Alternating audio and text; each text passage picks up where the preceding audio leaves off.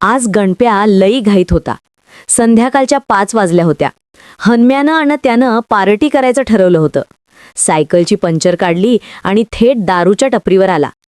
लक्षे, एक गलास भर आणि एक क्वार्टर, पुडी आणि डबडं दे, असं म्हणून टपरी पुढं रुबाबात उभा राहिला. तेवढ्यात गावचा येडा राम्या गणप्याच्या शर्टाला मागून उडू लागला. मला बी असं म्हणू लागला. जा तुझ्या आयला फुकटं उग, गणप्या बडबडला. तोपर्यंत लक्षीनं गलास भरून गणप्याच्या हातात दिला. एक गांज्याची पुडी आणि काड्याचं डबडं दिलं. गणप्या तोंड वेडवाकडं करून एक एक घोट घेत होता. मधूनच भरणीचं झाकण उघडून मिठाचा खडा तोंडात टाकत होता. परत तोंडात गलास लावणार तेवढ्यात मागणं शर्ट ओढलं गेलं. गणप्याचा पारा एकदम चढला. तुझ्या आयला, असं म्हणत त्यानं जोरात थोबाडात मारली. मागं हवालदार उभा होता. गणप्या मेणबत्तीगत वितळला. तो काय बोलणार तेवढ्यात गणप्याच्या कानाखाली खनकन जाळ निघाला. तसं गणप्यानं हवालदाराचं पायच घरलं. रिटायर झाला म्हणून काय झालं, हाता रग होती. मला वाटलं तो येडा राम्याच हाकाय की म्हणून. चुकलो. गणप्याची सगळी प्यायच्या आधीच उतरली होती. गपचीप त्यानं गांज्याची पुडी खिशात घातली. लक्षीला पैसे दिलं आणि म्याव मांजार होऊन घराकडे गेला. च्या आयला, आज कोणाचं त्वाण बघितलं होतं कोणास ठाव, असं बडबडत घरात शिरला. पारूबाईनं म्हणजे त्याच्या बायकोनं मटण मक्याची भाकरी केली होती. अगं दी लवकर, अंधार पडाय चालू झालंय. हन्म्या तिकडं वाट बघत असल कुत्र्यासारखा. काय बोलता मित्राला? अगं माझं मैतर आय, आम्ही काय पण बोलतो. तो तर तुला नाही, जाऊ दे. मला काय म्हणतो काय? आणि गालाला काय झालंय, लाल दिसायला लागलाय. काय नाही, तू भाकर लवकर बांध, असं म्हणून गणप्यानं सगळं बांधून घेतलं आणि सायकलवर टांग मारली. त्याला लांब हन्म्याच्या कोपीकडे जायचं होतं. तासभर तर लागणार होता. गणप्याची सायकल बांधाबांधानी वळणावळणानी कधी दगडातून चालली होती. आता चांगलाच अंधार पडला होता. गणप्यानं सायकल थांबवली. कडेला झाडात जाऊन लघवी केली. पिशवीतून बाटली काढून एक घोट पिला. आता कसं थोडं बरं वाटायला लागलंय, असं म्हणून परत सायकलवर टांग मारली. तासाभरानं गणप्या कोपीजवळ पोहोचला. हन्म्या बाहेरच वाट बघत उभा होता. चांदणं चांगलं पडलं होतं, त्यामुळे उजेड असल्यासारखं दिसत होतं. दोघं बी बाहेरच बसली. गणप्यानं घडलेली गोष्ट हन्म्याला सांगितली तसा हन्म्या खो खो हसू लागला. तुझ्या आयला तू पोलिसाच्याच कानाखाली वाजवली. त्यो राम्या भेटू दी, साल्याच्या ढुंगणावरच लाथ मारतो. साला कवा अंघोळ करतोय का नाही. अशा गप्पा चालल्या होत्या. आधी गांजा ओढायचा आणि मग मनसोक्त जेवायचं असं ठरलं. गणप्यानं खिशातून गांज्याची पुडी काढली आणि हातावर घेऊन मळू लागला. हन्म्यानं चिलमी काढली, स्वच्छ केली, दोन्हीकडून त्यामध्ये फुंकला. कोपीजवळ पडलेलं नारळाचं केसर घेतलं आणि त्याची गुंडी करू लागला. गुंडी तयार झालू तसा तो गणप्याला म्हणाला, बघू डबडं दी इकडं. गणप्यानं पायजाम्याचा खिसा चाचपलं. पिशवी चाचपली. डबडं काय सापडलं नाही. चायला त्या हवालदाराच्या नादात डबडं तिथंच राहिलं वाटतं. आता बघ तुझ्या कोपीतच कुठेतरी. माझ्याकडं पण नाही, बघ आतमध्ये चिमणी पण लावली नाही, असं म्हणून दोघं पण कोपीत डबडं हुडकू लागली. कोपीच्या अंधारात हन्म्याला गवतात खुपसून ठेवलेलं एक डबडं सापडलं. दोघं पण बाहेर आली. हन्म्यानं डबडं उघडलं. एक काडी होती. बघ, देव आपल्यावर मेहरबान आहे बघ. आपल्याला पाहिजे एकच काडी, तेवढी दिली बघ. दोघं पण पाय पसरून बसली. हन्म्यानं केसराची गुंडी गवताच्या काडीत घुसवली आणि गणप्यानं डबड्यातून काडी काढून ओढली. काडीतून फुस्सा असा आवाज आला. काडी पेटली आणि क्षणाचा विलंब न लावता लगेच विझली. आता दोघं पण एकमेकांकडे बघत होती. आता पुढे काय करायचं? त्या बहिऱ्या म्हाताऱ्याकडे जाऊ, हन्म्या म्हणाला.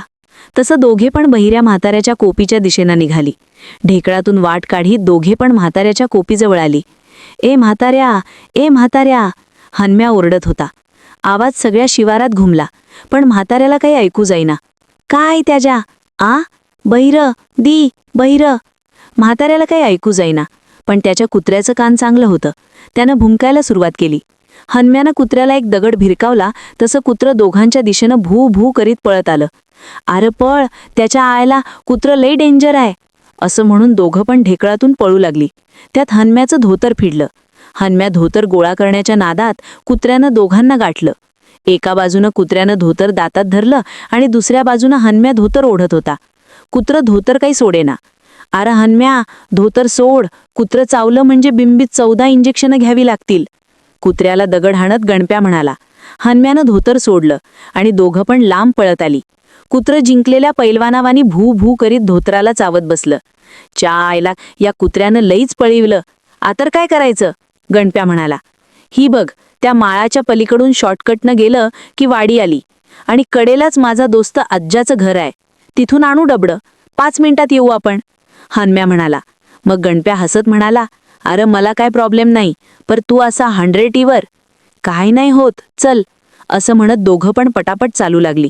लवकरच वाडी आली. हन्म्याला आज्याचं घर दिसलं. गणप्या, तू जा आणि आज्याकडून डबडं घेऊन ये. आय, आपण नसतो जात. अरे पण मी असा 100वर, काय म्हणलं त्याची बायकू. काय गरज होती का कुत्र्याला दगड हाणायची? धोतर फिडून घेतलं. आणि तू काय जसा कुत्र्याची पप्पीच घेऊन आलास की, पळत होता की गांडीला पाय लावून. तू काय पण म्हण, मी जाणार नाही. तुझा दोस्त तू जा. असं म्हणत गणप्यानं पायजमा काढला आणि हन्म्याच्या हातात दिला. जा आता. हन्म्यानं पायजमा घातला आणि आज्याचं घर वाजवलं. आज्या, ए आज्या. तेवढ्यात आतून एक बॅटरी घेऊन एक बाई आली. बॅटरीच्या उजेडात हन्म्या इतका भयानक दिसला की ती बाई जोरजोरात ओरडू लागली. चोर, चोर, काल पण हाच होता. असा कालवा ऐकून सगळी शेजारची माणसं जमा झाली आणि सगळ्यांनी हन्म्याला काहीही न विचारता चोप द्यायला सुरुवात केली. गणप्याला काही कळेना. तो विसरला की आपण 100वर आहोत. तो तसाच पळत हन्म्याला वाचवायला आला. त्याचा अवतार बघून दोघंही चोर असल्याची खात्री झाली आणि लोकांनी गणप्याला पण चोप द्यायला सुरुवात केली. पोटभर मार खाल्ल्यावर दोघं पण लोकांच्या पाया पडू लागली. तेवढ्यात आज्या तिथे आला. अरे हन्म्या, तू? अरे असलं कवापासून? अरे काय सांगायचं तुला, तू आत्ता आला व्हय? असं म्हणून हन्म्यानं घडलेली सगळी कथा आज्याला सांगितली. आज्याला हसावं का रडावं कळना. तो त्यांना घरी घेऊन गेला. त्यांना डबडं दिलं. दोघं पण डबडं घेऊन आपल्या कोपीकडे आली. येताना हन्म्यानं धेकळात पडलेलं धोतर घेतलं. धोतर कुत्र्यानं जाळी जाळी करून टाकलं होतं. कोपीतला दिवा पेटवला. गणप्यानं गुंडी पेटवली. हन्म्यानं फडकं पाण्यात भिजवलं. त्रिकोणी दगड चिलमीट टाकला. त्यात गांजा भरून गणप्याला लालबुंद गुंडी चिलमीट ठेवली. मग हन्म्यानं फडकं चिलमीच्या तोंडाला लावत चिलमी तोंडाला लावली आणि अशी ओढली की चिलमीतून जाळच बाहेर आला. नका तोंडातून जिंकल्याचा धूर बाहेर येत होता. दोघांनी पण मस्तपैकी झुरके मारले. आता ये म्हणावं त्या कुत्र्याला, साला मला पळिवतोय. असा बडबडीत थोड्याच वेळात हन्म्याला 4-4 गणपे दिसू लागले आणि गणप्याला 4-4 हन्मे दिसू लागले. कोपी तर हवेतच उडत होती. ये, पकड तिला, बघ कोपीवर चाललीये. अरे मी कोपीला धरलाय, तू मला पकड घट्ट घट्ट. अरे तू कोणता हाय 4 पैकी, मला काही कळना. असं म्हणत कोपी बरोबर दोघंही हवेत उडू लागली. कशी वाटली आमची कथा? आवडल्यास आमच्या चॅनलला सबस्क्राईब करा बरं पटकन.